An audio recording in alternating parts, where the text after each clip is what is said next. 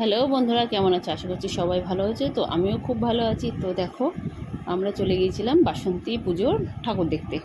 তো এটা ছিল রথতলায়।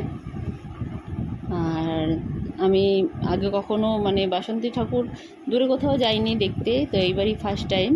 তো গিয়ে দেখি সত্যি খুবই সুন্দর একটা পরিবেশ। মেলা বসেছে, মেলার মধ্যে নানা রকম খাবার দাবার, আইসক্রিম, দোলনা, তারপরে প্যান্ডেলটাও খুব সুন্দর করেছিল। তো এটা হচ্ছে 40 বছর এবার হলো।